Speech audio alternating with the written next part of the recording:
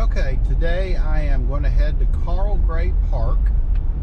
So if you're staying on the Panama City Beach side, you basically want to cross the Hathaway Bridge heading back toward the mainland. And the park is actually very close to Hathaway Bridge. So it's a very short drive for some excellent shore access that is public, and you don't have to worry about a homeowner coming out and hollering at you. And just as a side note, if you want to fish Hathaway Bridge, which I'm not going to do, the turn for that is right there by the injured Perry and Young sign, the shoreline and cruises. So if you turn there, you'll be able to go to Hathaway Bridge. You do have to park and walk, so just be prepared to carry your stuff. At this stoplight, you'll be turning left, going toward Gulf Coast State College, and the Gray Park is actually behind the college. You will go past Florida State University and Gulf Coast State College, and then the park is just up here on the right. And you can see here, this is all shoreline access. It's all public. You don't have to worry about homeowners getting mad at you. In fact, I'll go on up here and we'll just drive the whole thing so you'll see it. But all of this is shoreline access, which is, you know, of all the places you could go, this would probably have the most areas for parking and fishing. The other area I showed you is better for the beach side of things.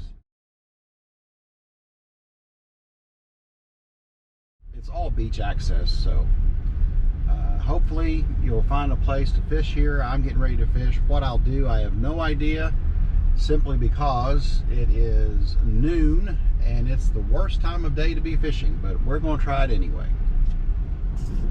So you can see, I'm just driving along. All of this is shoreline access. I'm going to turn into the other, there's two parking lots even. So I'm turning into the second parking lot, and it's crazy. There's porta potties, trash cans, and if you want to come spend a day or even just a morning, you'd have plenty of areas to fish here at Gray Park. This is just beautiful. Look at this water. It is just clear as can be. This is actually a little more stained than the water on the other side that I showed you. That's on the other side of Hathaway. But look at this. I mean, this is a Thursday afternoon. Now, granted, it's 12 o'clock, so most people are in by now. But there is not a soul here hardly. There's a couple folks fishing down there. That kind of is more condos and stuff, so that's kind of off limits. I'm at the far end of it. But this whole area is open for you to come fish. And of course, you could obviously come fish it in the morning, which would be great when nobody's around. We just had family obligations this morning, so I couldn't come out early. But I wanted to show it to you because I've been here before, and I knew if you want to throw a cast net or whatever you might want to do. I'm just going to throw gulp again today. I'm going to start out with my fluorescent green or chartreuse and see what happens. But the water here, I'm walking in, it's basically right now a little more than shin deep, and it's awesome. So just know that if you're vacationing at Panama City, and right now actually the water on the beach side is dangerous. The riptides have killed, I believe as of now, 11 people, which is crazy.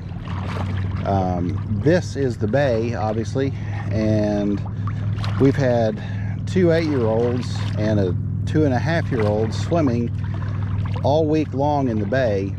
And there's been no issues at all, obviously, with the water. The water's been awesome. So I'm sitting here now. I am almost up to mid-thigh, and you can still see it's just crystal clear.